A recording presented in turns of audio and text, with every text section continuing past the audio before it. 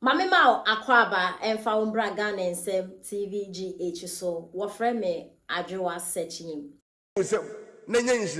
You are blessed. No for sa kwan boni ni bi so agi obi ho sika because politicians ne mo ya comfort politicians. Na mo wo de officer wo hu se wo de nyame na afra wonti. Wo be ka hu egum se obi politician bi awia de wo mi se na no ya. Ana Kennedy be ka say I am for we sika. Omo yi ko cantonment or this adam some or this is hu no. Na me say definitely I want to ken kwasem because one day before say Kennedy be kasem bia odi kan ne di nkomo ana waka de besi na ene de party mu na ma wo say ne Samson one odi wi apia monten say se what bia me hes me hu bo ha Samson one odi wi apia monten kire say Mariam wako Boadu e she ne be di NDC achi NPP achi especially ke Japan and the Kennedy man information upon information give it to them.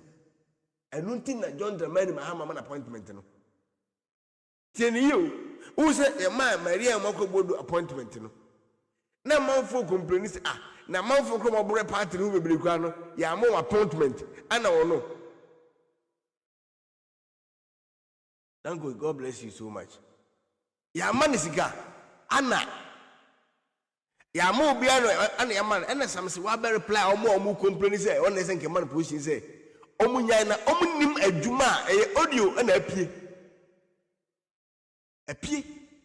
we kire me class me bo ha omo nyan na omo nim adwuma Maria Moko Boadu e ma NDC Maria Moko Boadu deserve the sense if you say okwan ofa so a ode ne ko beta NPP ni Kennedy na information say Kennedy the man the bread John Dramani Mahama no senka omo mo TikTok ni mo kasa no so omo ni mu a any sacrifice ono Maria Moko Boadu in life a sacrifice na wanya sa adwuma di na mo obi ensi na pan kra na o deserve better ati Kennedy Japan enti o su bempa asem ye obi na o kan say yesi the o kan anu ya o na anu ya Kennedy kan ye no anoko ina na so dem o ka me wa wo we comfort politician so usu bempa se unsu nam obi so waje obi esika me se onye obi esika dare a hallelujah praise the Lord nemo se wo nyame nkan kire wo de wo ye wo so dem wo nan emfiri nyame oye na de gu nkofo sem no aha me de good pan mu ne enwura so edi se sa oye no nyame kire bi eni so na de gu nkofo sem edada wo se wo mo ayi nyame be sira wo no be si na wo ji wo sikampo ka na wo de ato a wo demu no ka no enhye influence enhye sika okwan bia ofa so a wo yini na no so be hye se de wo kana si de obedu bia me eske mba betua wo so ka aje se mantis wa kasem de afa ba wo mia ho ene MPP ho me si enka MPP asem trawan kona obeka MPP ni ba wo mia asem I'll come after you said I can say John Dramani Mahama ma 1 cent say for you so dan na ijantum nyan hye uwie awurade ma kwan na wie so dan ni na da wo bia no no ana hye na sika na hye if you say Ghana for sika that's ya na office wajimi medika ka tell say wajimi ya majimi sem medika ma ka tell say wo se wo so wajimi ya me majimi sem bibiri ye na adwe ni nyadwuma na wo no krono teche mo na ta yi trick no any scamming no why qualify it no office wo soro se obia politician bie ni hono mu a wo mo bu o man we kwase ase asofo e ka kire there is no politician in Ghana now a wo skase wo ase asofo mon ka kire me mon tell politician na onye sikani na owura politics mu wa be ye billionaire e wo Ghana asofo wo Ghana owo sikase wo mo kire me wo a wonim betro go gwase amene mi e bia na menim wo a wo de wonim nutro there is no politician but asofo coming from start me who sofo a wo so obedi sofo no rich e bi ni ho me who bi da and sofo bi a wo so obeye sofo djuma no so wo sika bia e scammer wakotena on the computer box no a scam nkofo a ana opa de bi de bewuram se de be ya amanfo adwen koso eno so fo ho ba enye sa de a obi a wo yesofo bia oye rich bia started from zero and obun nkofo first was scam nkofo a no be rich and wo de ato ye obatakali hu aye obasa na obasa se de nkran ne ka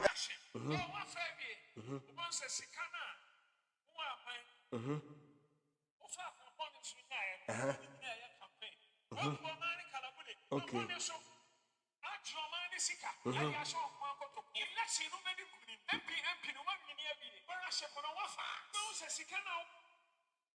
Mote o say uwa abamu no okwamboni a mabuo man na faso kwamboni afa so a fa sika no se mote ya okwamboni na ofa so a unya udi sika no saa kwan no obefa so ahye sika no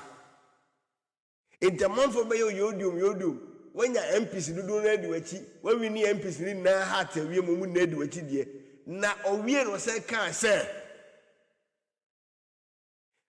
onyame minimba bi ko onyame kan sa no Bible mu de ebia na wunim Bible fa he ne kan se onyame nko kan kire adi onyame ka kire adi fo se ko hyenkom se we be wini enso mimi nyame mimi se o wini de enso ko hyenkom minim se mate bi wo Bible mu da ba o si nyame ne kan according to him etre se na se ono so nkom hye na ya wo hye bebre no nyame nim se o se ono aka se no te buafo nyame nim se de o kan ye nkwasasem nipa ne dimi wini ba nyame pese o ka kire se onko na nanim wu ase enti se ono am ye hu se ne nkom hye a wo hye nyina no eye nkom tro ya nyame nim se eye papa ba nyame hye ne se onko kasa asem no se be nim bu ase according to him enu nya ni problem ono na we expose no ba o see sika na wo aba mu a omu wiaye obu o man ne kwasea no ombe hyefa kwa bisu no wa hye ni nyina enti e ba ni yodum no ma hye e ho na me wasem ka ebe me ka cheko zuzu na mpache wo kwasi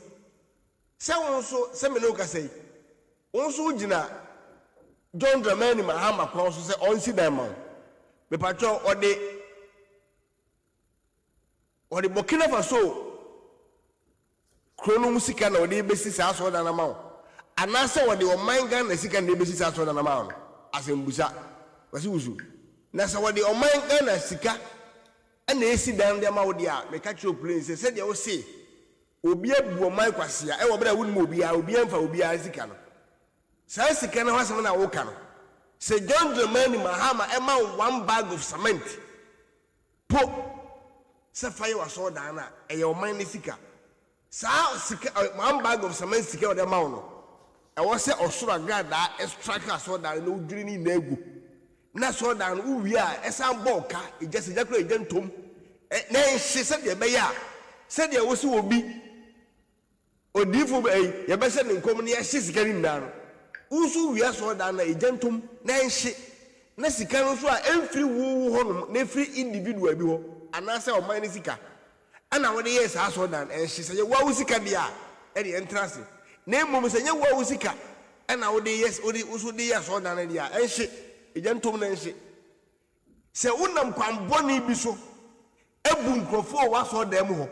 atonton oil ne ayi ama ade enada ne atro ada wom ana David Nshira ana Paul Nshira ana mebom beti from remember oil mu se na nya Nshira you are blessed no for sa kwamboni ni bi so agi obi osika because politicians ne mo ya comfort say politicians na mo wo de officer wo hu se wo de nyame na afra wonti wo be ka hu egum se obi politician bi awia de wo mi se na anu ya ana Kennedy be ka say I am for we sika omo ko cantonment or this adam some or this is hu no na me say definitely I want to ken kwasem because one day before say Kennedy be kasem bia odi kan ne di nkomo ana waka de be si na ene de party mu na ma wo say ne Samson one odu wi apia monten say se mat bia ma hes me hu bo ha sans so but we lost election with a figure margin of be about 1.7. Fancy the gung for no cranyina koto sabano. Edema Dr. Mamu Bamia, yes, Nanka deficit or as a get the win election. Nanso, and yes, I saw a yedding a tear. Yana mean time pet tribal politics because Yana may believe in the competency than tribal. Memeti Hamizungu Amitim. My NDC pain, former NDC chairman. No share, say, me Razungu, na me share majority no, NDC for Ayana me. Mera ehone say, as a NDC for the baby, omodi she tell me say, ye dear, and I will hear a normal. Testimony. Entima, amanyosem puntu krano, or timua, on menese amanyokuna or two abadamano, so nyam puntu free, but omotu abasa, NDC national meetings. It take NPP, and NPP bar power. Ye and shaya. And she no cover ubiama and ibia bazungu say ampasa ye to aba the pem puntu entina enne pressure aba NDC force no wo hene ba amanfo bi dinam kase zungu fo ento aba Dr. Branchampon ka bi Dr. Yewura Kennedy Japan enso ka sa asemi bi sa asem no mo kan nyina no ye san ba ye primaries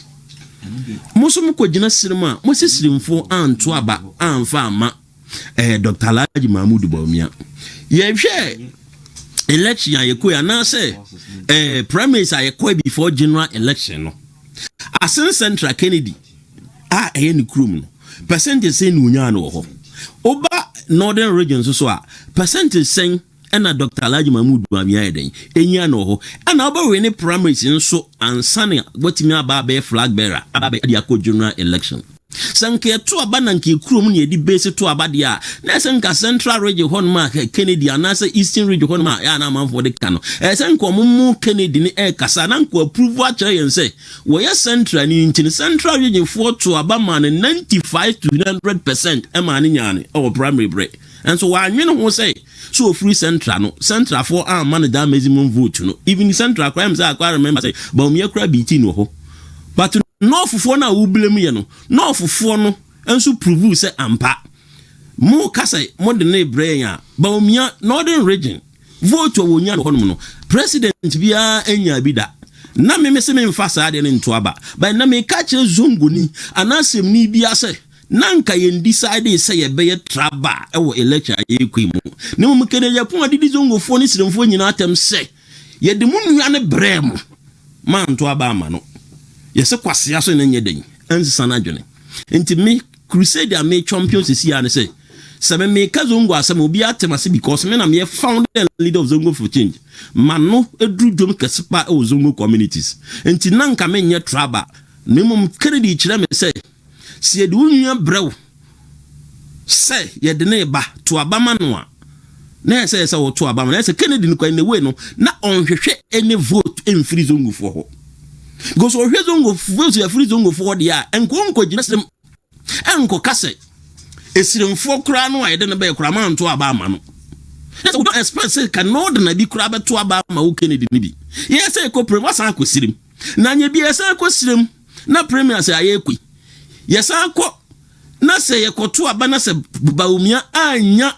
ni esese onya obesa betina kira basa ayeden e de didi natem didi America kira omu nyina say kwasia na nsesa na dwene asemu a Kennedy ne bra mu gina ho mu de traba eye policy ye de Bawumia ba wanto aba amaye no ya da o mase o ma kira nyansa efi enere kro mu beto ama ye beto ama no amani na o mu hwehwe afri Bawumia ho no ne mu ye koto wie na se obi konya 0 wo a mu nko blemu se adenti na wo ye den onya 0 because una wo kira ye nse mu nua no nti anya den yanto ma no wo wie na wo di gu ya nimtia di atem se ye ngwasiafo se bi se ya anto ama no enti na me I don't expect say omu bi se omu nya bi na nya ya dwene no no ne mo na ye to aba wie ye no omu gu ya nimtia kira ye nse se ye kura no ye no ye ho ye mpa ne ye nyo opportunity enti se ne ye ntimi utilize